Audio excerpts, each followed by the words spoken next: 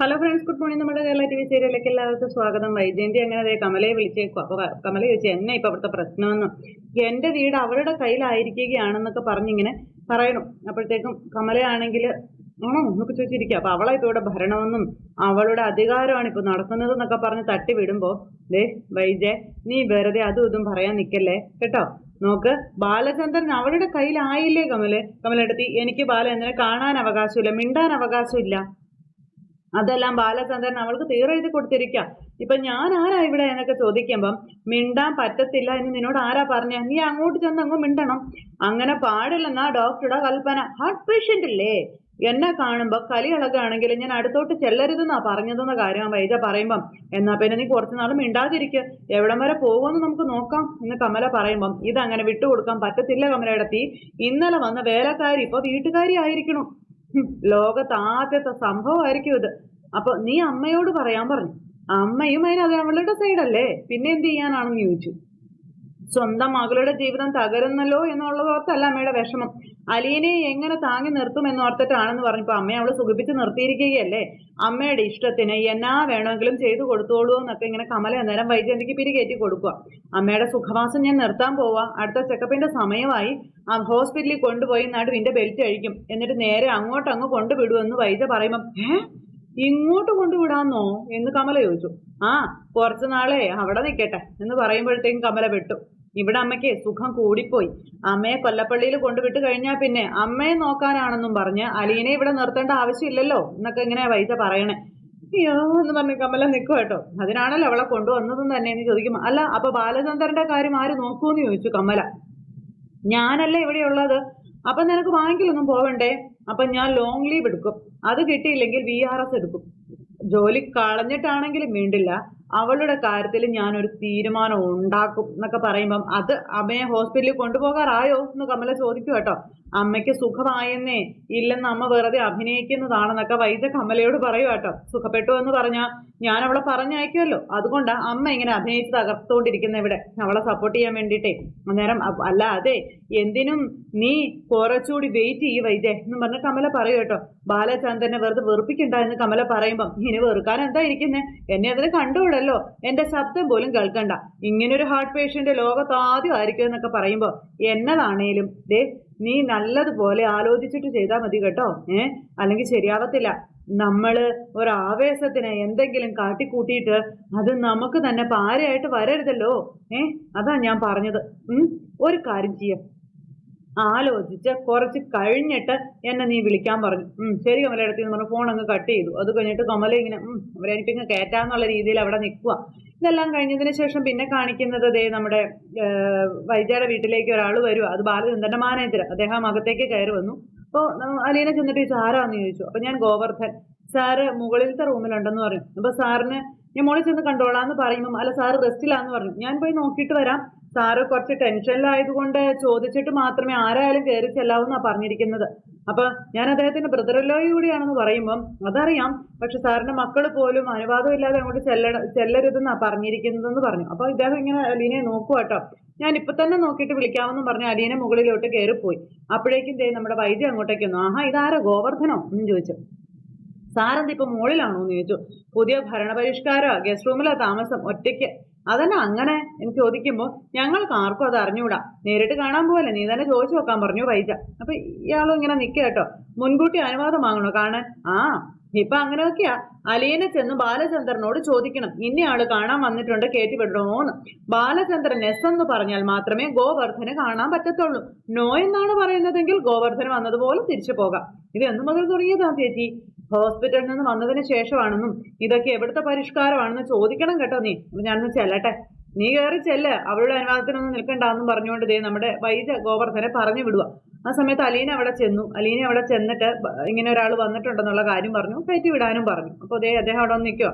അപ്പൊ സാറ് പറഞ്ഞു വന്നോളാനെന്ന് അലീന ചെന്ന് പറയുമ്പോൾ അലീന ഈ ഗോവർദ്ധൻ ഇങ്ങനെ നോക്കിയിട്ട് അകത്തേക്ക് കയറി പോവാട്ടോ. ഒരു ചിരിയൊക്കെ ചേച്ചി ഗോവർദ്ധൻ ബാലന്റെ അടുത്തേക്ക് ചെന്നു. അപ്പോ അലീന, അപ്പൊ എന്തോ എന്ന് പറഞ്ഞ അലീന വിളിയും കേട്ടു. അപ്പൊ അലീന അങ്ങോട്ടേക്ക് കയറി ചെന്നു കേട്ടോ. എന്താ സാറേ എന്നാ വിളിച്ചതെന്ന് ചോദിച്ചു. അപ്പോൾ കുടിക്കാൻ എന്തെങ്കിലും എടുക്കാനും പറഞ്ഞു. അങ്ങനെ ശരിയെന്ന് പറഞ്ഞ അലീന അങ്ങോട്ട് പോയി. അപ്പൊ ഗോവർദ്ധന് ചായയോ കോഫിയോ എന്തെങ്കിലും വേണ്ടേ എന്തൊക്കെ ചോദിച്ചു. ഞാൻ കൊടുത്തോളാം എന്ന് പറഞ്ഞ് അലീന അങ്ങോട്ടേക്ക് പോവാട്ടോ. അദ്ദേഹം പതുക്കെ എഴുന്നേറ്റ് വന്ന് അവിടെ ഇരുന്നു ഗോവർദ്ധനോട് ഇരിക്കാനും പറഞ്ഞു. ഇതെന്താ സാർ എങ്ങനെയൊക്കെയെന്ന് ചോദിക്കുമ്പോൾ ഇതല്ലേ സുഖം. ആരുടെയും ഒച്ച കേൾക്കണ്ട, പിന്നെ ആരുടെയും കാപഠ്യം ഒന്നും കാണണ്ടല്ലോ എന്ന് ബാലൻ ഇങ്ങനെ പറയാ. സ്വസ്ഥം ശാന്തം എന്നും പറഞ്ഞിരിക്കുമ്പം ബാലേട്ടൻ ഇങ്ങോട്ട് മാറിയതിൽ ചേച്ചിക്ക് നല്ല ദേഷ്യം ഉണ്ടെന്ന് തോന്നണമെന്ന് ഗോവർദ്ധൻ പറയുമ്പം അതിലിപ്പോ ഞാൻ എന്നാ വേണമെന്ന് ചോദിച്ചു ബാലൻ. ഹാർട്ട് പേഷ്യന്റ് ആയ ഞാൻ എന്റെ ഹൃദയത്തിന്റെ സമാധാനമല്ലേ നോക്കേണ്ടതെന്ന് ചോദിച്ചു. അപ്പൊ അത് ശരിയാ, അലീനയുടെ കാര്യത്തിലാ ചേച്ചിക്ക് പ്രശ്നമെന്ന് ഗോവർദ്ധൻ പറയുമ്പോൾ ബാലൻ ഇങ്ങനെ നോക്കുക. ഇനി ചേച്ചിക്ക് കുറച്ച് പ്രശ്നമൊക്കെ ഉണ്ടായിക്കോട്ടെ, എന്നെ ഇന്റിമിഡേറ്റ് ചെയ്തുകൊണ്ട് കുറെ കാലം വിലസിയതല്ലായിരുന്നോ, ഇനി കുറച്ച് ടെൻഷനൊക്കെ ആവാം, കുഴപ്പമൊന്നുമില്ല എന്ന് ബാലൻ ഈ ഗോവർദ്ധനോട് പറഞ്ഞു. ജീവിതം എൻജോയ് ചെയ്യാൻ വേണ്ടി മാത്രമുള്ള ഒന്നല്ല ഗോവർദ്ധൻ എന്ന് പറയുമ്പോൾ പലട്ട് അതല്ല. കുട്ടികളൊക്കെ കാണുമ്പോ അവർക്ക് കുട്ടികൾക്ക് ചിന്തിക്കാനും മനസ്സിലാക്കാനുമുള്ള പ്രായമായി, മനസ്സിലാക്കിയിട്ടില്ലെങ്കിൽ അത് അവരുടെ ഫാൾട്ടായിട്ട് വേണം കരുതാനെന്ന് ബാലൻ ഇങ്ങനെ പറയുക. അപ്പോൾ ഗോവർദ്ധന് ഒരു വിഷമം പോലെ ഒന്നും പറയാൻ പറ്റുന്നില്ല. പിന്നെ കൊണ്ടുവന്ന പേപ്പറും കാര്യങ്ങളും ഫയലും കൊടുത്തു. ഇതെല്ലാം ബാലേട്ടന് ഹോസ്പിറ്റലിലായിരുന്നപ്പോഴത്തെ ചില പേപ്പേഴ്സും ബില്ലുകളും ആണെന്നും ഇതൊക്കെ നോക്കണമെന്നും പറഞ്ഞിങ്ങനെ കൊടുക്കുക കേട്ടോ. അപ്പോൾ ബാലൻ അതൊക്കെ നോക്കി. ബാലൻ അതെല്ലാം നോക്കി കഴിഞ്ഞപ്പോഴത്തേക്ക് ഒപ്പിടേണ്ടടുത്തൊക്കെ ബാലൻ ഒപ്പിട്ട് കൊടുത്തു. അപ്പോഴത്തേക്കും കുടിവെള്ളമായിട്ട് നമ്മുടെ അലീന അങ്ങോട്ടേക്ക് വന്നു. അപ്പോൾ അലീനയെ കണ്ടപ്പോൾ ഗോവർദ്ധൻ, ഞാൻ അലീനയെ എൻ്റെ അഡീഷണൽ പ്രൈവറ്റ് സെക്രട്ടറി ആയിട്ട് നിയമിച്ചിരിക്കുകയാണെന്ന കാര്യം ബാലൻ പറയുമ്പോൾ ഉണ്ടല്ലോ, ഗോവർദ്ധനും ഞെട്ടി അലീനയും ഞെട്ടി. ഇനി ഒരു വൈദ്യ അറിയുമ്പോൾ വൈദ്യ ഒച്ചത്തിൽ ഞെട്ടും. അപ്പോൾ ഗോവർദ്ധൻ സ്തംഭിച്ചെങ്ങനെ ഇരിക്കാം. അതായത് ഓഫീസ് കാര്യങ്ങളിലും കുടുംബ കാര്യങ്ങളിലും ഒക്കെ അലീനയായിട്ട് ഡിസ്കസ് ചെയ്യാൻ കേട്ടോ. അപ്പൊ അങ്ങനെ ഒരു തസ്തികയൊക്കെ ഉണ്ടോ എന്ന് ഗോവർദ്ധൻ ചോദിക്കുമ്പം ഒരു ഗെയിമേറിയടോ ഇരിക്കട്ടെടോ, കമ്മ്യൂണിക്കേറ്റ് ചെയ്യാനും അത് തന്നെയല്ലേ എളുപ്പം എന്നും ബാലൻ ഇങ്ങനെ പറയുന്നു. അലീന ഇപ്പൊ ഇവിടെ സെർവന്റ് അല്ല, ഹോം നേഴ്സും അല്ല, ശരിക്കും ഒരു പ്രൊമോഷൻ കൊടുത്തു, അത്രേ ഉള്ളൂ എന്നും പറയുക. ജോലിയെല്ലാം ചെയ്യുന്നുണ്ട് എന്നുള്ളത് വേറൊരു കാര്യമാണെന്നൊക്കെ പറയുമ്പോൾ അലീന കണ്ണും തള്ളിപ്പിടിച്ച് ഇങ്ങനെ നിൽക്കുക. ചെയ്യുമ്പേ ഇനി എന്തൊക്കെ നേരിടേണ്ടി വരുമെന്ന് ഓർത്ത് ഗോവർദ്ധനും കണ്ണും തള്ളി ഇങ്ങനെ അവിടെ ഇരിക്കും കേട്ടോ.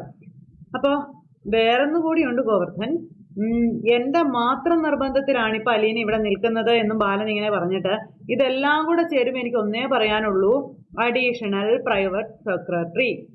ശരിയല്ലേ എന്ന് ചോദിച്ചു. താൻ എന്തായാലും വീട്ടിൽ ചെല്ലുമ്പോൾ പെങ്ങള് ചോദിക്കും, അലീനയെ എന്തിനാ ബാലേട്ടൻ ചേച്ചിക്ക് ഇഷ്ടമില്ലാഞ്ഞിട്ട് അവിടെ നിർത്തിയിരിക്കുന്നതെന്ന്. അപ്പൊ താൻ പറയണം ബാലേട്ടന്റെ അഡീഷണൽ പ്രൈവറ്റ് സെക്രട്ടറി ആണെന്ന്. പറയില്ലേ എന്ന് ചോദിച്ചു. ഒന്നും പറഞ്ഞു ഗോവർദ്ധൻ ഇരിക്കുക. ചിലരുടെ വായ അടപ്പിക്കാൻ ഇതുപോലെ ഒരു ഉണ്ടക്കല്ല് വേണം ഗോവർദ്ധൻ എന്നും പറഞ്ഞുകൊണ്ട് നമ്മുടെ ബാലൻ ഇങ്ങനെ പറയുമ്പോൾ അലീന ഒന്ന് ചെറു പുഞ്ചിരിയോടെ നിന്നുട്ടോ. ബാലചന്ദ്രന് ഹാർട്ട് അറ്റാക്ക് ഒക്കെ വന്നതല്ലേ, ഡോക്ടർ പറഞ്ഞിട്ടുണ്ടാക്കും ഇങ്ങനെ ഒരാള് വേണമെന്ന്, അതായിരിക്കും എന്നൊക്കെ പറഞ്ഞുകൊണ്ട് ഇങ്ങനെ നമ്മുടെ ബാലൻ ഇങ്ങനെ അലീനയെ നോക്കി ഗോവർദ്ധനോട് പറയാം. അപ്പൊ സംഗതി എന്തായാലും കൊള്ളാം, എനിക്ക് ഇഷ്ടപ്പെട്ടു കേട്ടോ എന്ന് ഗോവർദ്ധൻ അവിടെ ഇരുന്ന് ഇങ്ങനെ പറയാം. എന്തോ ഒരു വലിയ ഡെസ്റ്റിനേഷൻ ആണെന്ന് വിചാരിച്ചേ ആൾക്കാരും മിണ്ടാണ്ടിരുന്നോളൂ എന്നൊക്കെ പറയുമ്പം എനിക്കും കുറച്ച് വെയിറ്റ് ഒക്കെ കിട്ടും അല്ലേ എന്ന് ബാലൻ അന്നേരം ഗോവർദ്ധനോട് ചോദിക്കും. അപ്പൊ അലീന അവിടെ നിന്ന് ഇങ്ങനെ ചിരിച്ചു. അപ്പൊ ഗോവർദ്ധൻ താഴെ ഇറങ്ങി ചെല്ലുമ്പോ വൈദ്യ ചോദിക്കും, ബാലചന്ദ്രൻ എന്ത് പറഞ്ഞു, അലീനയുടെ കാര്യം ചോദിച്ചില്ലേ എന്നൊക്കെ. അപ്പൊ താൻ പറഞ്ഞാ മതി, ചേച്ചി ബാലേട്ടന്റെ അഡീഷണൽ പ്രൈവറ്റ് സെക്രട്ടറി ആണ് അലീന എന്ന് കേട്ടോ. അത് തേങ്ങയാണോ മാങ്ങയാണോ എന്ന് അവൾ ആലോചിച്ച് തലയങ്ങ് പുണ്ണാക്കുന്ന നേരം കൊണ്ട് തനിക്ക് തന്റെ വീട്ടിലും എത്താവുന്ന ബാലൻ ഇങ്ങനെ പറയാം. അങ്ങനെ ഇവര് സംസാരിച്ചു, എല്ലാത്തിലും ഒപ്പൊക്കെ ഇട്ടു. ഇങ്ങനെ അദ്ദേഹം സംസാരിക്കും. അപ്പോഴേക്ക് അലീന ഇതെല്ലാം കൊടുത്തിട്ട് താഴേക്ക് ഇറങ്ങി വന്നു. കാവൽക്കാരിയെ പോലെ ഇങ്ങനെ അവിടെ നിൽക്കുക, ഒരു ഫോണും പിടിച്ച് നമ്മുടെ വൈദ്യ. ഗോവർദ്ധൻ ഇറങ്ങിയവർ അറിയണമല്ലോ, അതിന് വേണ്ടി തൊട്ടടുത്ത നിമിഷം ഗോവർദ്ധൻ ഇറങ്ങി വന്നു.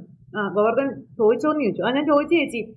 അപ്പൊ ശാന്തി, സമാധാനം, സ്വസ്ഥത, റെസ്റ്റ് എന്നൊക്കെ പറയുന്നു എന്ന് പറയുമ്പോഴേക്കും താഴെ ബെഡ്റൂമിൽ കിടന്നതൊന്നും കിട്ടത്തില്ലെന്ന് ചോദിച്ചു. മുകളിലാണ് സുഖം എന്ന് പറഞ്ഞു. അതെനിക്ക് മനസ്സിലായി, മോളില് സുഖം ഇത്തിരി കൂടുതലാ, ഞാൻ സുഖിപ്പിക്കാം എന്ന് പറയുമ്പം ബാലേട്ടൻ അതാണ് ഇഷ്ടമെങ്കിൽ അവിടെ കിടന്ന് റെസ്റ്റ് എടുക്കട്ടെ ചേച്ചി എന്ന് പറഞ്ഞപ്പോ ആയിക്കോട്ടെ, കുഴപ്പമൊന്നുമില്ല, എനിക്കൊരു കുഴപ്പമില്ല, അവളെ എന്തിനു വെച്ചിരിക്കുന്നു, കൂടെ വിളിച്ചു വരുത്തുന്നുണ്ടല്ലോ. താഴെ ഈ ബെഡ്റൂമിൽ താമസിച്ച് ആ ഡൈനിങ് ടേബിളിൽ പോയി എല്ലാവരുടെയും കൂടെ ആഹാരം കഴിക്കാനിരിക്കാം, അതല്ലേ ഒരു ഹൃദ്രോഗിക്ക് സന്തോഷം. അതിനു പകരം അവള് ഫുഡും ചുമന്നോട്ട് പോവാം മുകളിലോട്ട് എന്നൊക്കെ വൈദ്യ പറയണത്. എന്തിന് പോയി വായി വെച്ച് കൊടുക്കാനാണോ? അതിനാണെങ്കിൽ താഴെ ഭാര്യ എന്ന് പറയുന്ന ഒരുത്തി മക്കളും ഉണ്ടല്ലോ, അതെന്തിനാ? ബാലേട്ടന് ഒറ്റയ്ക്കിരിക്കണമെന്നാ പറഞ്ഞതെന്ന് പറയുമ്പം അലീനയുടെ അടുത്തുനിന്ന് പാസ് എടുത്താൽ മാത്രമേ ബാലചന്ദ്രനെ കാണാൻ ആർക്കും പറ്റത്തുള്ളൂ. അത് എവിടുത്തെ നിയമമാണെന്ന് നീ ചോദിച്ചില്ലേ? അവൾ ആരാ ഇതൊക്കെ നിശ്ചയിക്കാനെന്ന് ചോദിച്ചില്ലേ? ഞാൻ ചോദിച്ചു. അപ്പൊ എന്നാന്നാ പറഞ്ഞേ?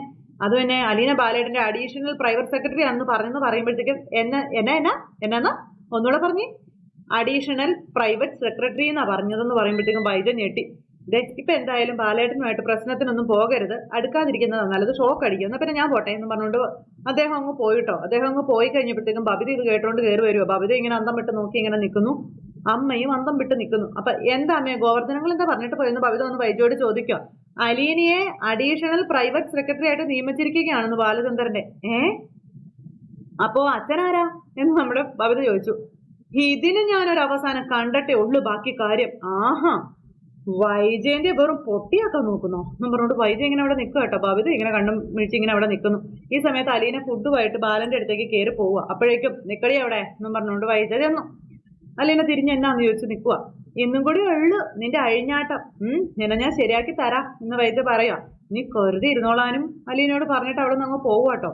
അലീന അവിടെ നിന്ന് അങ്ങ് പോയപ്പോ വൈജയന്റെ ഒരു പോക്കും അങ്ങ് പോയി. അപ്പൊ അമ്മ ഇറങ്ങി പോകുന്നത് കണ്ടപ്പോ അമ്മ എങ്ങോട്ട് പോവാന്ന് ചോദിച്ചു ബബിത. അപ്പൊ എനിക്ക് പറയാനിപ്പോ മനസ്സില്ല, നീ നിന്റെ പണി നോക്ക് പോയി എന്ന് പറഞ്ഞിട്ട് എല്ലാത്തിനും ഞാൻ കാണിച്ചു തരാമെന്ന് പറഞ്ഞുകൊണ്ട് ഒരു പോക്ക് അങ്ങ് പോയി. അപ്പൊ ഞാൻ എന്നാ ചെയ്തിട്ട് അമ്മ എന്നോട് ചൂടാകുന്നേ? അച്ഛൻ കാണിക്കുന്ന കോപ്രായങ്ങൾ കണ്ടിട്ട് മിണ്ടാതിരിക്കില്ലേ മക്കള് 3 എന്ന് അമ്മ മോളോട് ചോദിച്ചു.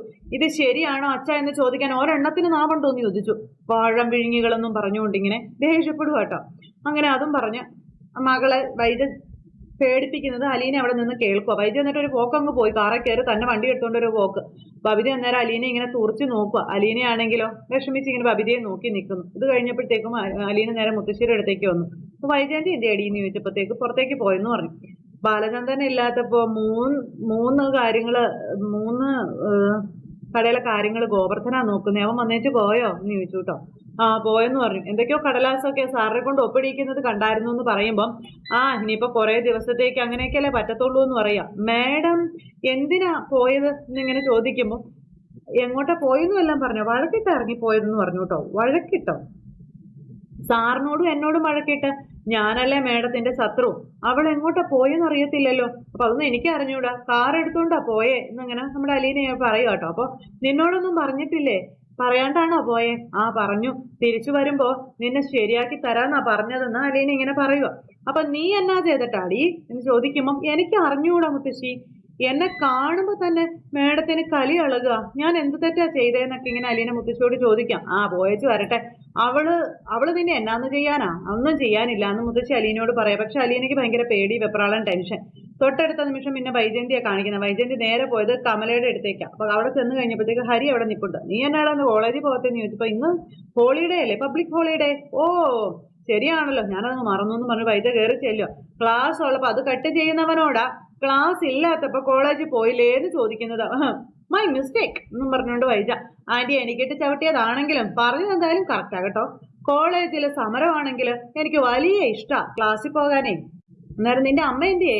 ഇവിടെ ഇല്ലേന്ന് ചോദിച്ചു. അല്ല, അമ്മ അകത്തുണ്ടല്ലോ. അമ്മ ഒരു ഏറെ കിട്ടാതിരിക്കാം, ആന്റി ചെല്ലാൻ പറഞ്ഞു. അങ്ങനെ അമ്മ ആന്റി അകത്തേക്ക് കയറി പോയി കഴിഞ്ഞപ്പോഴത്തേക്കും ഹരിത ഇവിടുന്ന് ഫോൺ വിളി തുടങ്ങി. ഞാൻ എന്റെ ചങ്കെടുത്ത് കാണിക്കുമ്പോ നീ ഒരുമാതിരി നോക്ക്, എന്നെ പ്രപ്പോസ് ചെയ്യാൻ വേണ്ടിയിട്ട് പല പെമ്പിള്ളേരും മത്സരിച്ച് പുറകെ നടന്നിട്ടുണ്ടെങ്കിലും ഞാൻ എന്നെ വരെ ആർക്കും പിടികൊടുത്തിട്ടില്ലെന്നൊക്കെ പറഞ്ഞ് ഏതോ പെണ്ണിനെ വിളിച്ച് ചൊല്ലിക്കൊണ്ടിരിക്കുക നമ്മുടെ ഹരി. ഇത് കഴിഞ്ഞ് പിന്നെ കാണിക്കുന്നതെന്ന് പറഞ്ഞിട്ടുണ്ടെങ്കിൽ വൈജ അകത്തേക്ക് കയറി ചെല്ലുന്നു. വൈജ അകത്തേക്ക് കയറി ചെന്നപ്പോഴത്തേക്കും അവിടുത്തെ പെങ്കൊച്ച് ഒരു പാട്ടൊക്കെ വെച്ച് ഭയങ്കര ഡാൻസും കാര്യങ്ങളൊക്കെ ചെയ്തുകൊണ്ടിരിക്കുക കേട്ടോ. ഇതൊക്കെ കണ്ടുകൊണ്ട് ഇങ്ങനെ വൈജ മോളെന്നും പറഞ്ഞ് ചെന്നു. ആരാ ഇത് ആന്റിയോ എന്ന് ചോദിച്ചുകൊണ്ട് TV ഓഫ് ചെയ്ത് പെങ്കൊച്ച് നേരെ വൈജയുടെ അടുത്തേക്ക് ചെന്നു. കെട്ടിപ്പിടിക്കലായി ഒക്കെ. അപ്പൊ കൊള്ളാലോടി നിന്റെ ഡാൻസ് ഭംഗിയായിട്ട് നീ ചെയ്യുന്നുണ്ടല്ലോ എന്ന് പറയുമ്പം താങ്ക് യു ആന്റി എന്നും പറഞ്ഞു പെങ്കൊച്ച് വീണ്ടും ഡാൻസ് കളിക്കാൻ അങ്ങ് പോയി. ഈ സമയത്ത് കമലയുടെ അടുത്തേക്ക് ചെല്ലുക വൈജ. കമല അന്നേരം വൈജേ എന്നും പറഞ്ഞ് ചെന്നു കേട്ടോ. വലിയ ചിരിയൊക്കെ തിരിച്ച് ചെന്നു കഴിഞ്ഞപ്പോ നീ നേരെ ഇങ്ങോട്ട് വന്നതാണോ അതോ വേറെ എവിടെയെങ്കിലും പോയിട്ട് വരുവാണോ എന്ന് ചോദിച്ചു. അപ്പോ ഞാൻ ഇങ്ങോട്ടായിട്ട് തന്നെ വന്നതാണെന്ന് പറഞ്ഞു വൈജ. കമലയ്ക്ക് പേടിയായി. എനിക്കൊരു ഹോം നേഴ്സിനെ വേണം, അർജന്റാ എന്നൊക്കെ പറഞ്ഞിങ്ങനെ പറയൂ കേട്ടോ. അന്നേരം എന്തിനാ ഇപ്പൊ ഹോം നേഴ്സ്?